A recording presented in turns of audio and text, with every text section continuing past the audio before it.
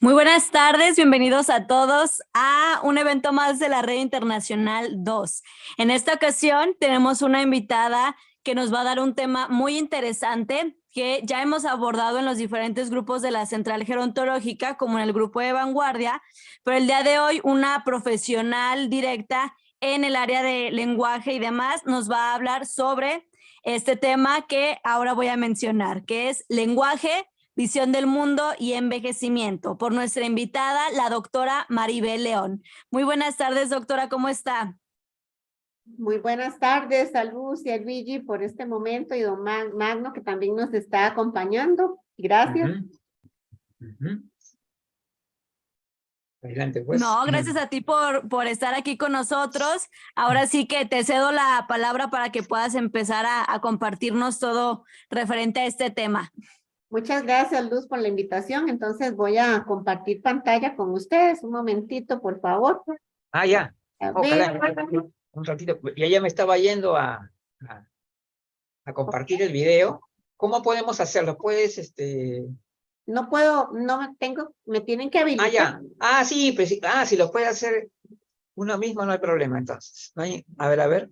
Ya está. Dale acceso, Listo. Luigi. Ya está activado. Y ahorita me voy a compartir el video. Perfecto. Bien. Ok, listo. Vamos a ver. ¿Listo?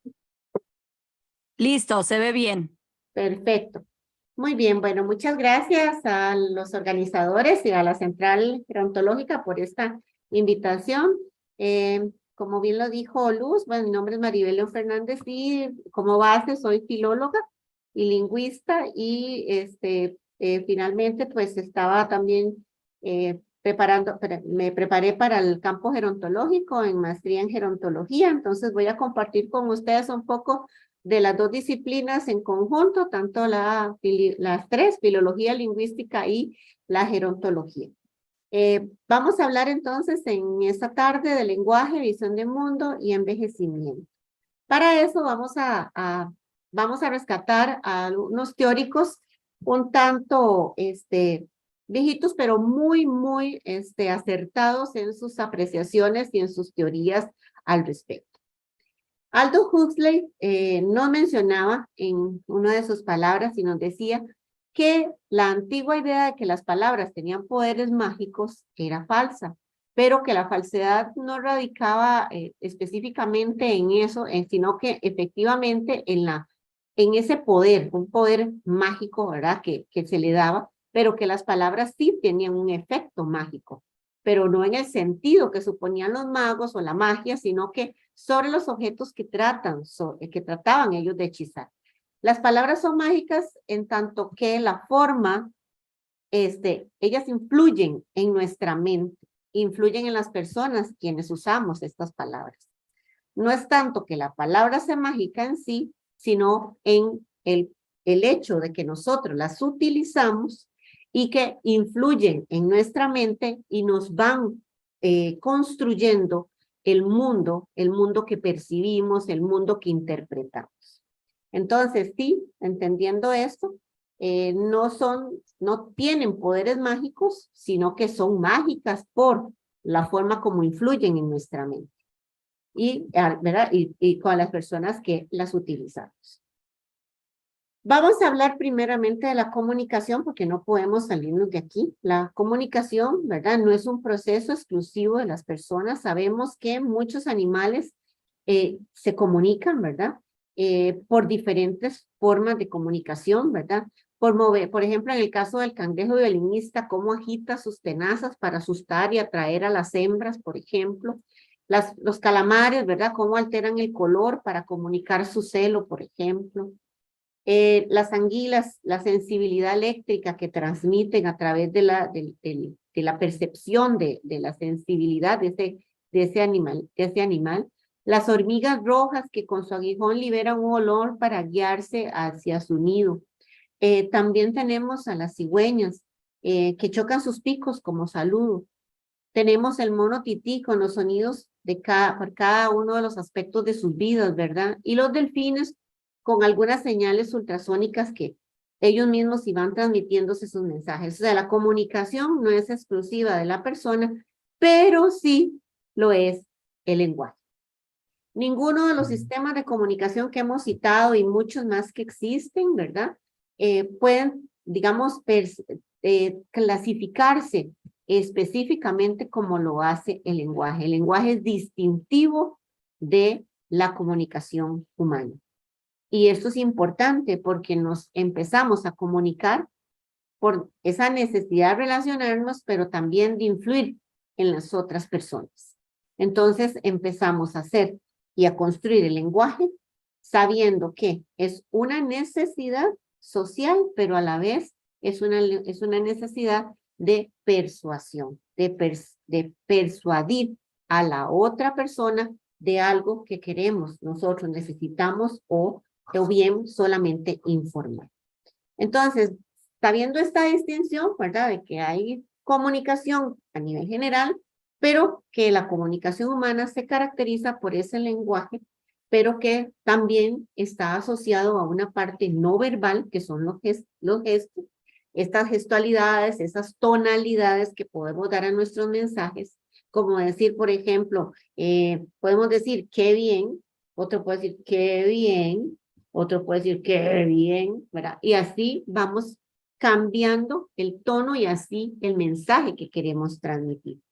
Entonces, nosotros como la condición propiamente humana, tenemos la ventaja de poder tener en conjunto lenguaje con gestualidad, con un lenguaje no verbal que nos ayuda muchas veces a reforzar nuestro mensaje verbal, pero que a la vez también, como en el caso, por ejemplo, de los lenguajes de señas, es a través de toda la manipulación, ¿verdad? Todas las manos y todos los gestos que se establecen con nuestro cuerpo. Entonces, nosotros como personas, como seres, como personas humanas, transmitimos con todo nuestro ser, con nuestra gestualidad, con nuestras palabras. Pero hoy nos vamos a referir específicamente a cómo este lenguaje influye en la visión de mundo y el envejecimiento. Ernest Cassirer nos decía, lo que distingue al ser humano es el sistema simbólico, y dentro de este sistema se incluye el mito, el arte, la religión, la ciencia, la poesía. Perdóneme. ¿Alguien dijo algo? No. Y el lenguaje. Entonces, he subrayado dos palabras importantes, mito y lenguaje. ¿Por qué? Porque vean que ambos, tanto el lenguaje como el mito, y hablamos de mitos, estereotipos y prejuicios, ¿verdad? Cuando hablamos del envejecimiento, son construidos a nivel del símbolo, el símbolo como tal. Recordemos que tenemos una gran categoría que es el signo. El signo se divide en señales y en símbolos. Y ambos, o sea, tanto la señal como el símbolo es un signo y tiene su significado y su significante. La señal, pues, tiene como digamos, su función exclusiva es advertir, señalar, su misma palabra lo dice, advertir, prevenir. Así están las señales de tránsito, por ejemplo. Pero el símbolo no, el símbolo es una representación más elaborada que implica un proceso mental de conexión del significado con el significante, pero además con algo que lo conecta al sistema simbólico que tienen las personas. Entonces, el lenguaje manejamos palabras y las palabras son a nivel simbólico. Porque mesa, nadie dice que mesa es table en otro idioma, etcétera. Pero vean que el lenguaje va asociado, depende de la cultura, al lenguaje o el sistema simbólico que... por ahí tu micro. Sí, algo se abrió ahí. Que maneja el lenguaje. Entonces, tanto el mito como el lenguaje, que es lo que nosotros estamos hablando desde la parte gerontológica, muchas veces, pues ambos están en el sistema simbólico de la comunicación humana. Entonces, hablando propiamente del lenguaje en sí, ¿verdad? Que es lo que hoy nos convoca, ese lenguaje hace que nosotros como personas nos ubiquemos como seres sociales. Porque como así nació de la parte social, de esa necesidad de interrelacionarnos, de esa necesidad de podernos conectar unos con otros en los tiempos en que empezó a gestarse el lenguaje. Nos ubica entonces como seres sociales. Eso ya es una gran connotación que tenemos que tener presente. La palabra establece los puntos de referencia por los cuales una persona guía la conducta y sus relaciones. ¿Qué quiere decir esto? Que nosotros, dependiendo de las palabras que usamos, son los referentes de nuestra conducta y de las relaciones que guardamos con otros y con otras. Por ejemplo, cuando nos referimos cuando hablamos de género, si yo, nada, digamos, ante un discurso, yo dijera, bueno, es que, ¿verdad? Como todos nosotros entendemos, ¿verdad? Entonces, ya vean que viene la parte cultural, la parte relacional, la parte comunicación social, que me dice, bueno, pero hay una perspectiva de género. Estás olvidando entonces incluir el otro género, porque estás hablando de todos. Entonces tenemos que decir todas, o como se usa mucho ahora en América del Sur, en todos, ¿verdad? Con la E, para incluir a todos, a todas las personas. Entonces, la palabra en sí nos hace o nos referencia, nos conecta con cómo nos conducimos y cómo nos relacionamos. Entonces, a veces hay personas que hablan en un lenguaje no inclusivo y usted dice, bueno, entonces, ¿verdad? ¿Cómo estamos? Está como pesando un poco más la parte patriarcal, ¿verdad? ¿Qué es lo que está pasando aquí? Con el discurso de una persona, por las palabras que emplea. Entonces, y las conductas que establece. A medida que van creciendo, la persona aprende el lenguaje afectando a las demás personas, porque nos comunicamos para influir, como les decía, y para afectar intencionalmente a las personas. Cuando decimos, por favor, me trae un vaso de agua, es porque por favor necesito el vaso de agua. No es que nada más se lo digo y ahí quedó la persona esperando, ¿verdad? Entonces, tratamos de influir, o sea, nos comunicamos para esa influencia. Por eso fue que empezó el lenguaje a gestarse, porque necesitamos comunicar. Pero no solo comunicar para informar, era para influir en las otras personas y afectar de una u otra forma a esa otra persona. Tenemos que olvidarnos de que el lenguaje, las palabras están sin poder. Recordemos que lo primero que dijimos fue que tienen un poder. Entonces hay que cuidar las palabras que decimos porque ellas nos revelan la persona que somos, las palabras que utilizamos. Y las personas que usan otras personas nos sirven a nosotros, los semiólogos, a interpretar a las personas, porque las palabras demuestran cómo es esa persona, o hay una parte de su ser ahí en esas palabras. La infraestructura lingüística de cada lengua es muy diferente, ¿verdad? Eso los lingüistas los trabajamos. Y lo más importante aquí es que no constituye únicamente como un instrumento para expresar ideas, sino que determina la forma, orienta y guía la actividad mental de las personas. O sea, que nos marca la cancha, digámoslo así, como ahí dice el cuadro en que se escribe en el análisis, pues es la cancha, ¿verdad? Para analizar, para las impresiones, para registrar todo aquello que nos sirve. En las diferentes lenguas, la infraestructura lingüística varía. Por ejemplo, hay idiomas donde, por ejemplo, el adjetivo va antes o el adjetivo va después, y a veces, como en el español, el poner el adjetivo antes o después es diferente. No es lo mismo decir bella dama a dama bella, ¿verdad? O sea, vean que el orden y la estructura del lenguaje tiene ya en sí una connotación, llamémosle ideológica por el momento, pero tiene que ver con nuestra visión del mundo. Y Lee Wolf lo decía muy claramente, esa estructura está ahí y está registrando. Además, el lenguaje, ¿qué es lo que sucede? Que cuando una niña o un niño empiezan a hablar y nombran las cosas, es decir, por decir perro, hace que esa persona esté consciente de ese perro. Porque ya cuando dice perro, en su mente a nivel simbólico, se forma una idea de perro que cuando alguien dice, hablamos después, más adelante, y dicen perro, imaginamos un perro.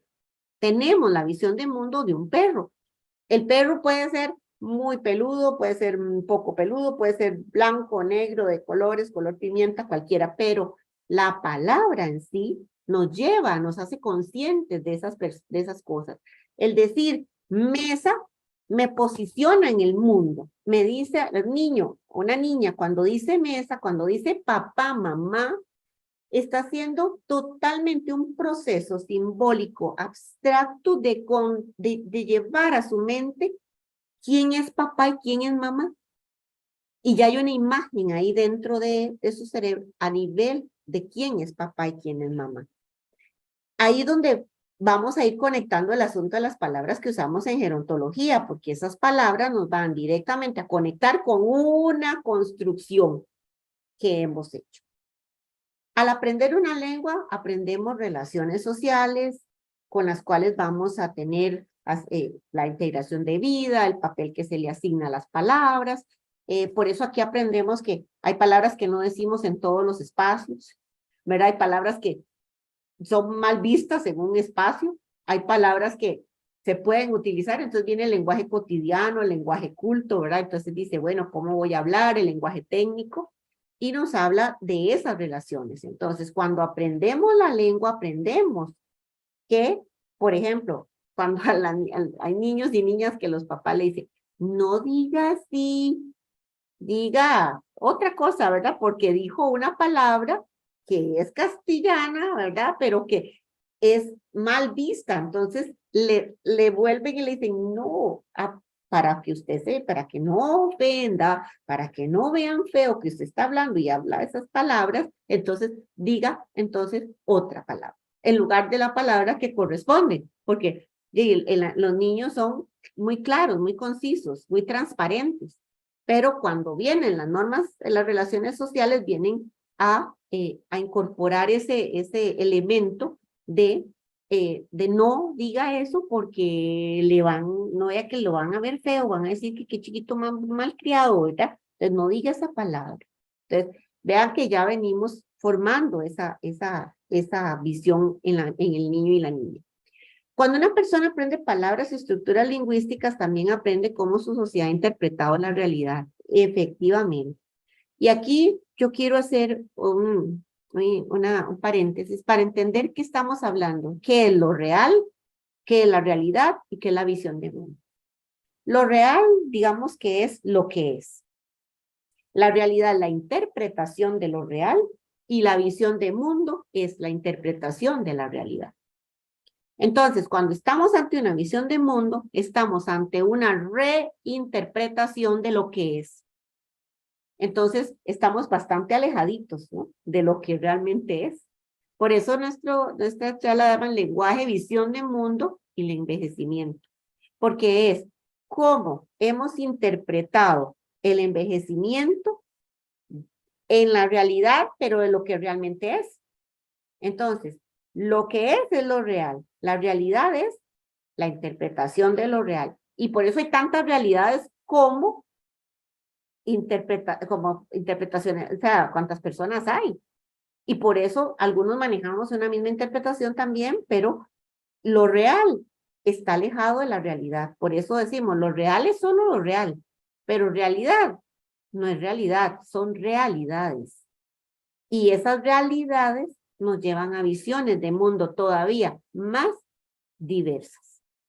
Entonces, el lenguaje, cuando lo aprendemos, aprendemos también a pensar, a hilar las palabras y darles un sentido, a ver el mundo de cierta forma. Aquí donde hablamos de mundo de determinada manera y valorar el mundo, estamos hablando de visión de mundo. Y vamos a determinar con ello qué es lo valioso, qué es lo feo, qué es lo bonito, qué es todo lo que es valores, lo vamos a asumir a través del lenguaje, con medio que lo pensamos y construimos en nuestra relación cultural, social, histórica, ¿verdad? Entonces, el lenguaje lo podemos ver reflejado en muchos aspectos, por ejemplo, en nuestras actitudes, en nuestras creencias, opiniones y deseos.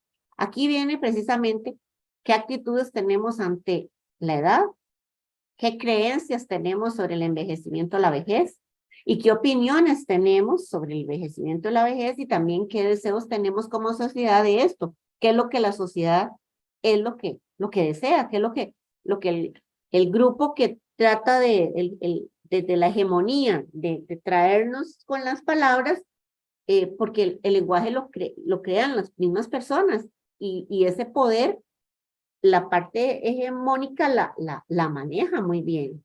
Entonces, por eso nosotros tenemos que estar muy a chispas, como han dicho muchas veces Luigi, Lúcido y Elda, varios, de que tenemos que estar muy apercibidos de qué es las palabras que utilizamos, ¿verdad?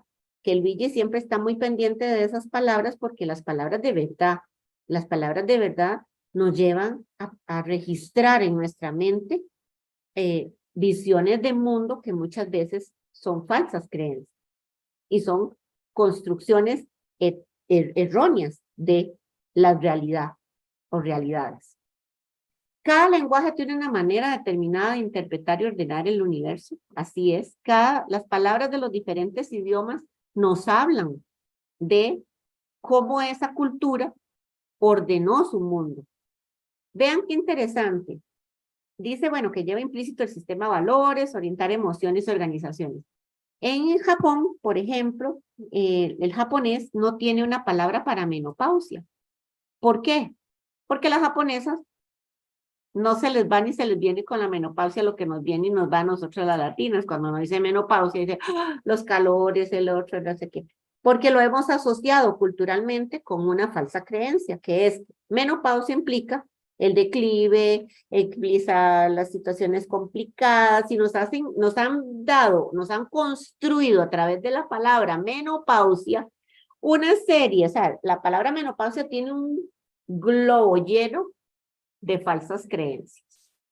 No sexualidad, no deseos sexuales, calores, dolores, todo lo que nos podamos imaginar las mujeres en cuanto a cuando nos dicen menopausia, ¿verdad? Entonces vean que una palabra simple como esa nos construye el cómo vamos a hacer durante la menopausia. Entonces, qué importante que es saber que esas palabras ordenan el mundo de esos idiomas construyen. Entonces las japonesas no necesitaban una palabra para eso porque no les va ni les viene, no tienen nada de eso. Y eso lo habla Papalia, ¿verdad? Que Papalia es uno de los teóricos del desarrollo. Él da el ejemplo precisamente de las mujeres japonesas. El lenguaje ordena y clasifica la realidad. Definitivamente, por medio de las palabras, esa realidad toma un orden específico en una cultura específica. Pone reglas y normas de cómo las personas tienen que percibirse, percibir a los otros, cómo colocarse frente al mundo. Y aquí es donde viene envejecimiento y vejez. Las palabras que utilizamos, el lenguaje que utilizamos para, o en el sentido, la temática gerontológica, pone reglas y normas de cómo se percibe. Entonces, la gente cuando se cree los mitos y estereotipos, es que la persona adulta mayor no aprende. Entonces, ¿cómo se percibe la persona? Ay, no aprendo. Esas personas mayores no aprenden porque son personas mayores, o sea, porque hemos digerido, nos hemos tragado ese estereotipo de que la persona adulta mayor no aprende.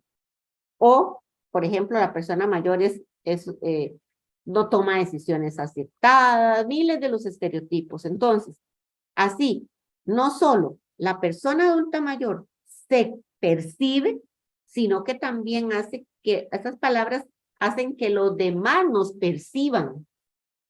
Pero lo peor es cuando no solo la sociedad nos percibe, sino que las mismas personas mayores se la creen. Porque entonces ahí sí estamos en una complicada situación. Rebull nos decía que no se habla como uno quiere. No se dice tampoco lo que uno quiere. Que una ideología determina no solo nuestra manera de hablar, sino también el sentido de nuestras palabras. Y que confiere a las palabras un poder. Poder de persuasión, de convocatoria, de consagración, de estigmatización. Y en rojo lo pongo porque esto tiene que ver con envejecimiento. Inclusive de rechazo. Las palabras hacen eso, tienen ese poder.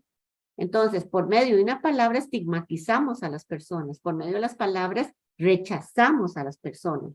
Y esto es lo que está sucediendo, lo que ha sucedido con el envejecimiento y la vejez. Una estigmatización y un rechazo por edad. Y eso es el edadismo, ¿verdad?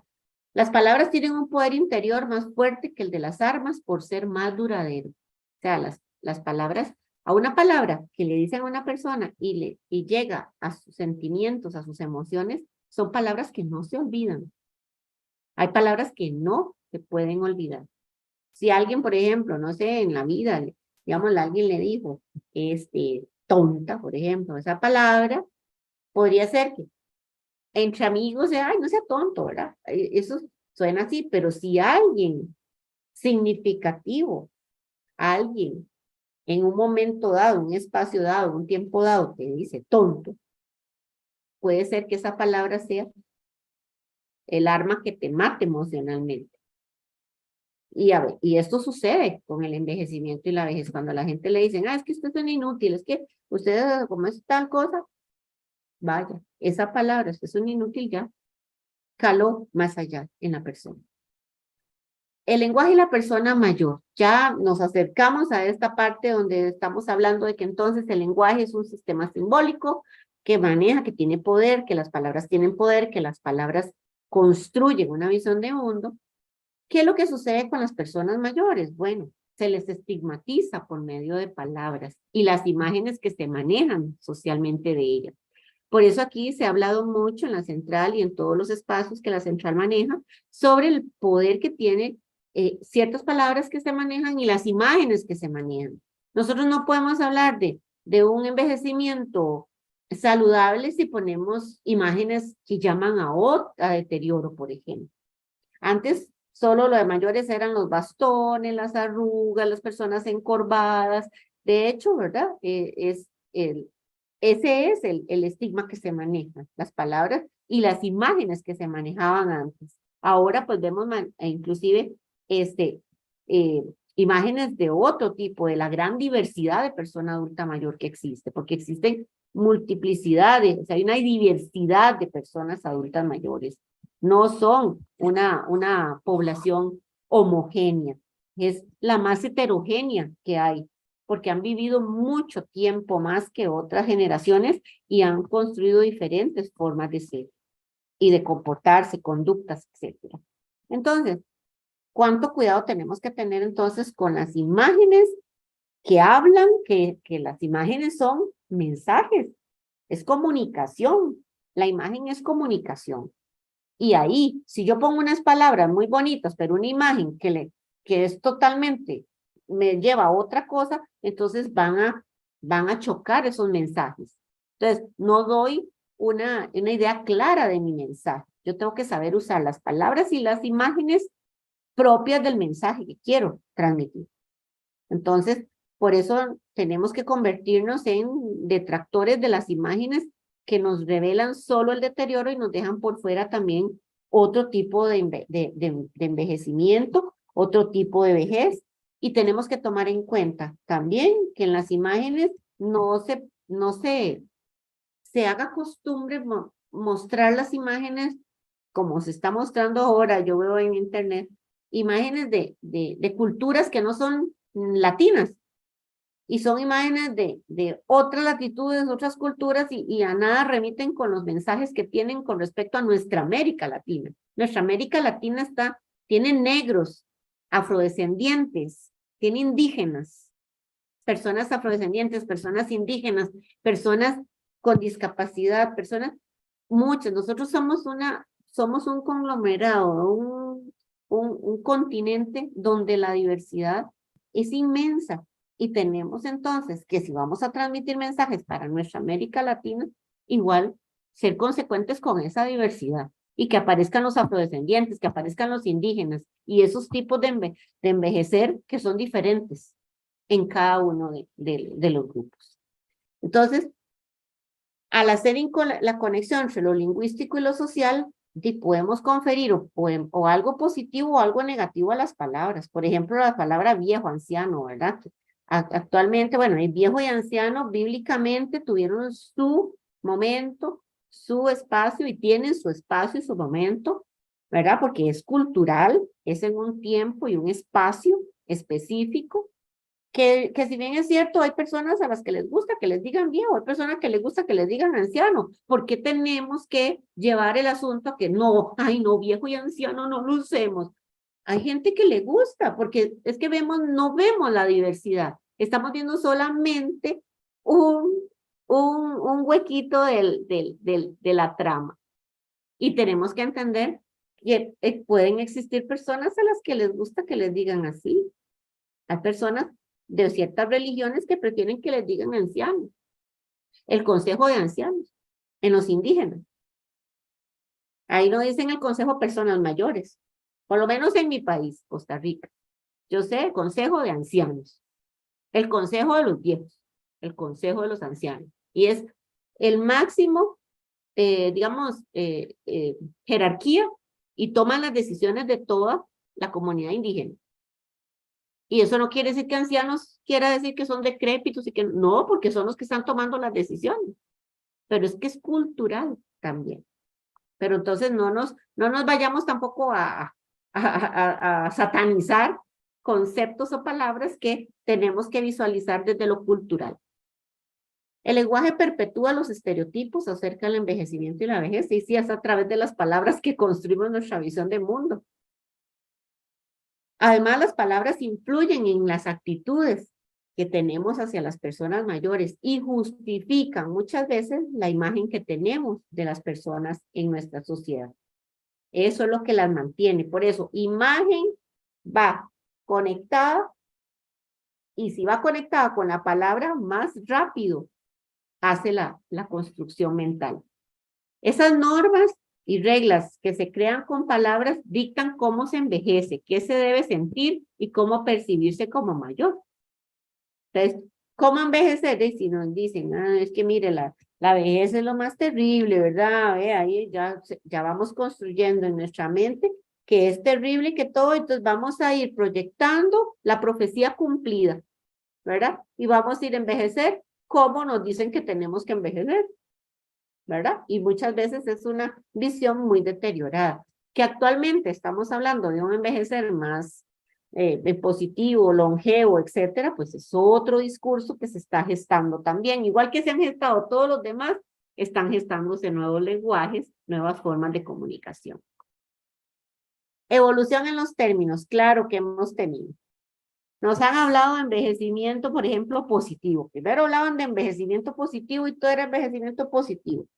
Porque decían, hay que vivir la vida al máximo. Esa era la visión de mundo, ¿verdad? De ese concepto. Estamos hablando de palabras y visión.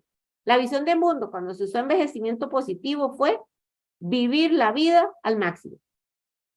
Y reconocer con nuestras actitudes y elegir estilos de vida. Era positivo eso. Después pasamos al óptimo.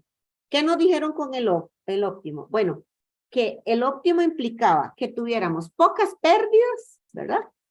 O ninguna, ojalá, ¿verdad? Y que incluyera la posibilidad o la probabilidad de que las personas se alejaran de las enfermedades. Eso fue óptimo. ¿Qué fue exitoso? El exitoso fue a qué otra cosa. Dijeron, no, ya no es ni positivo ni óptimo. Entonces, ¿por qué van cambiando los términos? Porque cambia la visión de mundo. El concepto de lo que va atrás de eso.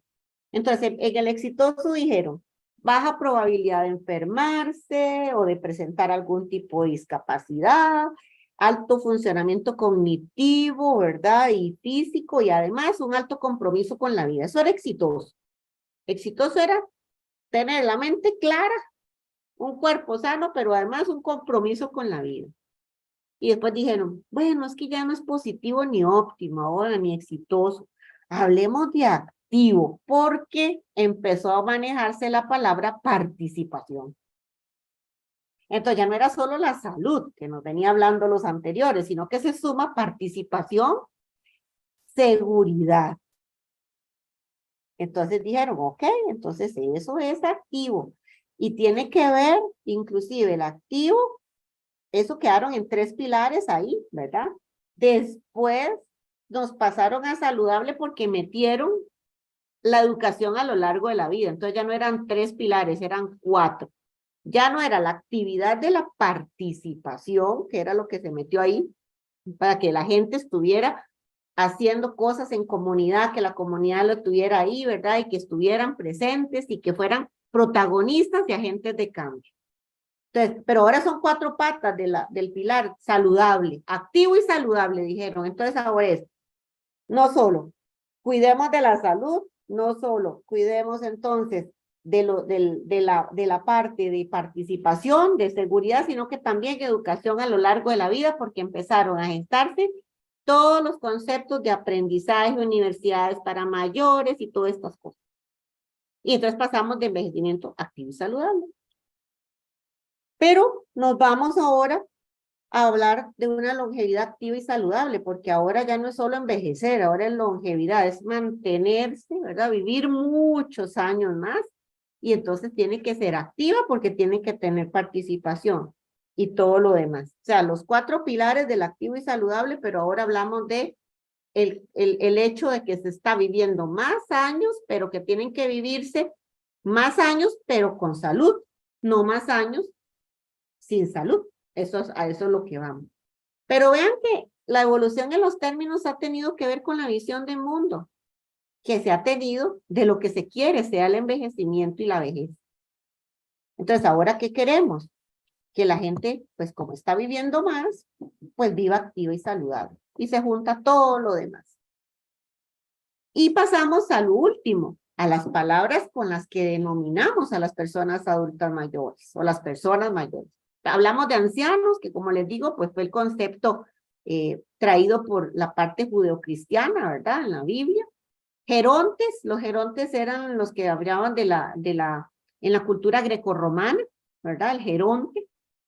Los senescentes igual, fue en una época romana ya propiamente dicha. Los abuelos, pues ya fue cuando empezaron a verse los roles diferentes. Y entonces a partir del rol de abuelo se crean los abuelos, pero no todo el mundo es abuelo, como decía una vez las compañeras de la central gerontológica, no todo el mundo es abuelo. Yo no puedo decir abuelos cuando en realidad, como decía el señor, no tengo ni hijos, no voy a tener nietos, ¿verdad? Entonces, abuelos. Adultos mayores, empezamos a hablar y todavía hay gente que habla de adultos mayores sin meter en lo más mínimo el lenguaje inclusivo. O sea, el adulto mayor, y siguen hablando adulto mayor, y entonces yo digo, sí, están hablando solo de los varones, porque ahí yo no estoy incorporada, yo soy una adulta mayor, y por lo tanto tienen que decir persona adulta o persona adulta mayor, pero bueno, personas de edad, la CEPAL, la CELAD empezaron a hablar de personas de edad, ¿verdad? En sus artículos. ¿De edad de qué? Porque hay personas de edad, desde que el bebé está ahí 1 año, 2 años, 3 años, es una persona de edad, es persona y tiene edad. Entonces, bueno, no entendí nunca eso, pero bueno. Las personas adultas mayores, sí, pensamos, bueno, adultas, pero no solo adultas, es que hay una adultez temprana, la mediana y la intermedia y la mayor. Bueno, hablemos de las personas adultas mayores, pero sonaba tan grande que dijeron, ok, la CEPAL salió con otra más y dijo, bueno, personas mayores. Y entonces empezaron a hablar de personas mayores y no adultas mayores. Pero, ¿cómo nos vamos a llamar a partir de la longevidad? Y que ya pasamos de ser personas mayores, muy mayores, porque ya hay de 80, 90, 100 y 120, pues no sé cómo nos vamos a llamar. Entonces, ahí seguirá cambiando, de acuerdo con la visión de mundo. Iremos construyendo más palabras, visión de mundo y visualizando el envejecimiento y la vejez. Muchísimas gracias. No, la verdad, muchísimas gracias a ti, Maribel. De verdad que qué honor y qué ponencia tan importante nos diste el día de hoy. La verdad que todo muy digerible y de hecho es algo que hacía falta. Por ahí dentro del grupo de Vanguardia Gerontológica se dio un curso respecto a todo esto y creo que un gran resumen de lo que fue el curso es este tema que nos hablaste tú el día de hoy. De verdad Excelente. que muy completo. Y es algo que todos deberían de saber, ¿no? Todos en el mundo de la gerontología o fuera de la gerontología deberíamos de saber estos temas básicos de comunicación y de lenguaje para poder justo poner en práctica y a la vez poder ponerle nombre a las cosas, ¿no? Y poder defender cada uno de nuestros argumentos, porque lo que pasa mucho es que de pronto muchos en el ambiente gerontológico son muy partidistas, o es lo que dice fulanita o es lo que dice fulanito, y no Ajá, pueden eso. encontrar lo que ellos realmente piensan, ¿no? Entonces, justo estas herramientas que viste el día de hoy son muy importantes para crear nuestro propio criterio, ¿no? Entonces, te agradezco mucho. ¿Algo que quieras añadir, Luigi? Bueno, sí quería hacer un comentario, por supuesto, primeramente para felicitarle, porque ha sido creo que es excelente la presentación, y también y ha dicho cosas que tenían que decirse muy precisas sobre el tema, sobre la importancia del lenguaje, y esto es un tema que mayormente es un tema casi marginal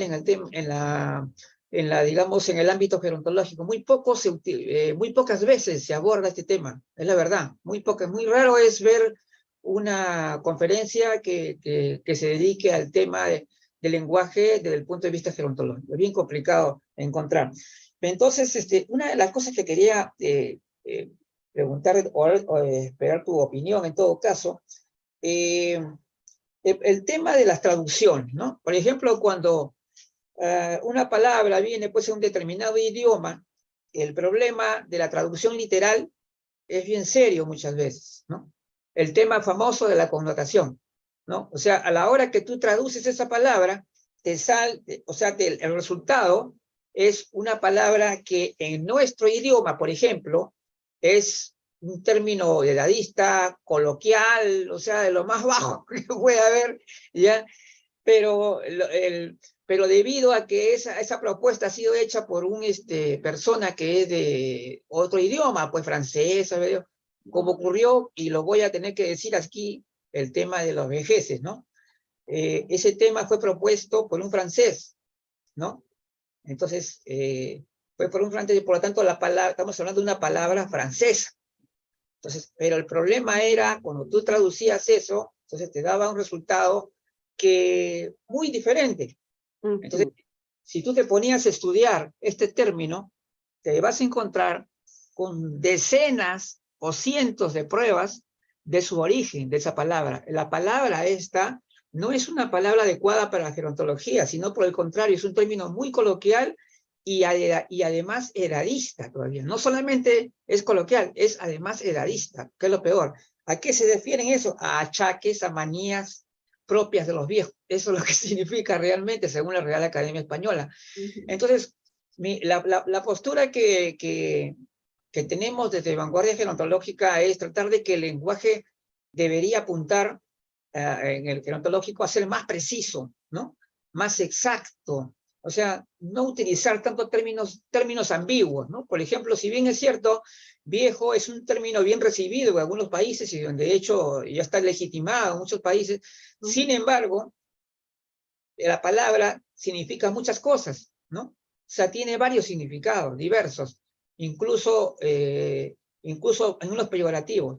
Entonces, la idea, yo creo que para caminar, digamos, desde un punto de vista un poco más científico, un poco más técnico, deberíamos nosotros los profesionales de una determinada ciencia buscar una mayor precisión, ¿no es cierto?, en los términos, y que haya menos ambigüedad, menos coloquialismo y menos ideología también, porque no sé si te das cuenta, Maribel, de que hay mucha ideología también en esas propuestas, ¿ya? Yo veo, porque mira, la verdad es que a pesar de que las pruebas contundentes que yo he presentado, ¿no? Yo he explicado, he dicho que ese término no puede ser por tal, cual y cual, todo sustento, pero la otra persona, ¿cuál es la respuesta de los otros?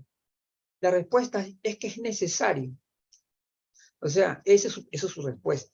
O sea, yo hubiera querido una respuesta mucho más interesante para debatir, pero que me digan que por qué es necesario, me gustaría que me comentes algo sobre esto. Bueno, en primer lugar, como lo decía anteriormente, las palabras se cargan a nivel cultural. Entonces, lo que es bueno para el ganso no es bueno para la gansa.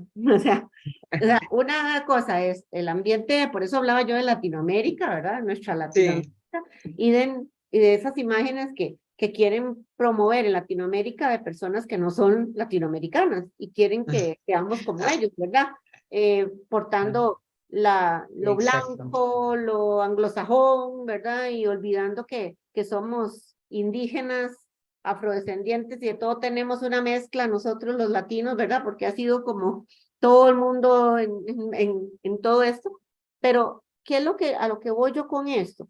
Bueno, que no todas las palabras, o sea, la traducción es complicada. Para lo peor Sí, que existe en el ajá, mundo es la traducción por el tipo de, digamos, cómo traducir y que tenga el mismo significado, el mismo sentido una palabra que para el inglés es una cosa o el francés y que para el español es otra cosa. claro. Entonces, yo creo que no podemos tomar las palabras literalmente como vienen, sino que tenemos que aclimatizarlas a nuestra realidad Claro, de América Latina y dejar de así estar es. copiando tantas cosas que ya nos hemos venido como, Sí, es histórico, eso es histórico, venir por copiando eso, modelos de afuera, y inventan algo por allá y entonces sí, ya me lo traigo para América pero Latina. yo te quiero preguntar también, ¿no te parece que también está afeando el mismo idioma? O sea, a la hora de querer adaptar, como tú acabas de decir, forzosamente ciertos términos heredados de otros idiomas, se construyen feas palabras desagradables. Es que no tienen el mismo sentido, Luigi. No, pues, ese es el problema, ¿no? O sea, esa es la dificultad. Yo creo que deberíamos trabajar sobre la base de nuestro propio idioma, ¿no? Sobre la base de nuestro propio idioma. Y entonces no podemos hacer nada literal, sino hacer una construcción propia.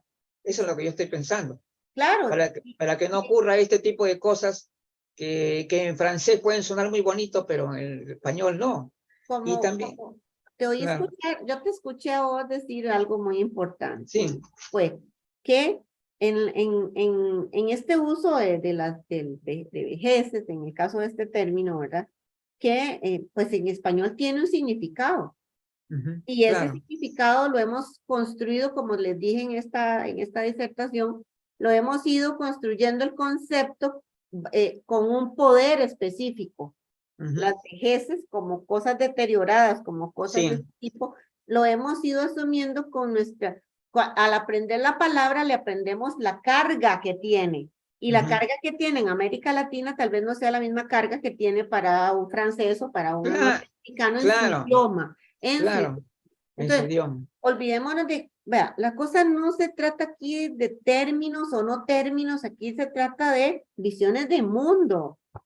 Claro, ¿Cómo ahí está, llamamos las claro. cosas que nos hagan y nos resuenen a nosotros y entender que la vejez es diferente, es diversa, que Claro, hay muchas eso, formas de envejecer, muchas eso formas sí, de llegar a la claro, vejez? Nada claro, cuesta decirlo todo, pero no, todo lo quieren resumir en, como estilo WhatsApp, en una palabra, claro. todo un mensaje, ¿verdad? Y ojalá Claro. la menos palabras posible. Estamos destruyendo el lenguaje en el sentido de que el lenguaje tiene las palabras y son poderosas y tienen una carga y se han construido en una cultura con una Claro, carga específica. exactamente. Por eso es que no se puede hacer ahí está Luz, ahí está, que te perdiste esa parte, ¿ah? Te perdiste esa Sí. parte. Está de acuerdo conmigo en el que el problema de las traducciones, ese es el gran problema. Ah, sí. Entonces deberíamos pensar en términos creados a partir de nuestro idioma, como término alternativo de esas propuestas que pueden venir del inglés, del francés o del alemán. Entonces, esa es la Trae su idea. propia ideología. Ese Claro, idioma trae su propia ideología, claro, su propia visión de mundo, que no es porque la Ujú. nuestra. claro, aparte de eso, estás afeando el idioma, porque hay que decir la verdad, desde el punto de vista estético, yo veo también mucho abuso con este tema del lenguaje inclusivo.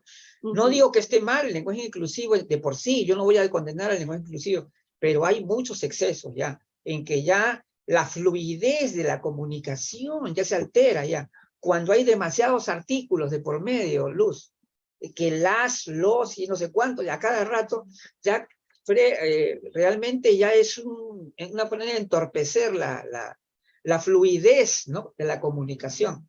Y por eso yo creo, Maribel, que nos vamos a reunir más adelante para un programa. Más adelante, no, vamos a hacer un evento, los dos, nos vamos a juntar. Vamos a ver una fecha especial, porque yo creo que sería bueno que nos juntemos para lo que realmente, es que ella es la lingüista. Sí, por eso la invitamos. La lingüista y el ella maneja comunicador, todos estos ya. temas. Esa es la dupla que tiene que salir en un evento, en un evento próximo que podemos hacer. Pues aunque ahorita, entonces, de todas maneras, estoy muy agradecido por la participación y sobre todo, bien Luz, y sigamos adelante. Y bueno, rápidamente tengo que dar a conocer que ya el martes estamos ahí con Raiza, como Mañana. siempre estamos comentando algunas reflexiones, me van a hacer un interrogatorio ahí, me interesa, un interrogatorio, en base a unos pensamientos que se han encontrado por ahí, que están ocultos por ahí. Bueno, el día sábado 14 tenemos el tema, con Vanguardia Gerontológica, vamos a desarrollar el tema de la gerontofobia, el tema, o también llamado gerascofobia, ¿no? Claro, el impacto que esto tiene, ¿no? El impacto de la gerontofobia. Pues, y después el sábado 21, ya saben, el simposio, la visión gerontológica. Justamente lo que queremos ver ese día es, cuando hablamos de visión gerontológica, estamos hablando de una visión holística del proceso de envejecimiento de las personas mayores, y vamos a ir viendo cuáles son esa forma, hacia dónde vamos en ese desarrollo, ¿no? Cómo estamos caminando, qué estamos expresando, en fin, todo lo que tenga que ver exclusivamente con este tema. Visión gerontológica, que lo vamos a hacer con un equipo de profesionales, tanto de vanguardia como también de otros invitados internacionales. Así que en noviembre cumplimos 10 años, la Central Gerontológica Internacional, así que también vamos a hacer importantes actividades por el 10º aniversario. Y en el mes de enero, nosotros los Vanguardia Gerontológica va a sustentar sus tesis el día en enero. Es decir, vamos a presentar todo lo que ha sido el resultado de todos los análisis que hemos realizado, los análisis conceptuales, reflexión, comunicación, lo vamos a dar a conocer justamente en ese mes. Así que vamos a hacer un evento grande también, porque van a ser temas que vamos a ir desarrollando, que algunos de nuestros resultados no van a ser muy agradables para un sector muy ideologizado de la gerontología, pero nosotros estamos más por la ciencia que por la ideología. O sea, nosotros nos inclinamos por una gerontología que sea más científica. Cuando decimos científica, no quiere decir que solamente vamos a ver una parte. No. Yo creo que la gerontología es ciencia y es cultura, ¿no? Por un lado, es la ciencia en la que estamos involucrados los diversos profesionales, pero también tiene que haber una cultura gerontológica difundida a nivel de toda la colectividad, para que realmente podamos lograr cambios importantes en la sociedad. Bien, ahora sí nos despedimos y nuevamente reiteramos el agradecimiento. Muchas gracias, Maribel, un gustazo. Con mucho gusto, Luz y Luigi, un gusto, y las personas que han estado con nosotros, agradecerles su tiempo. Bueno, ahora sí.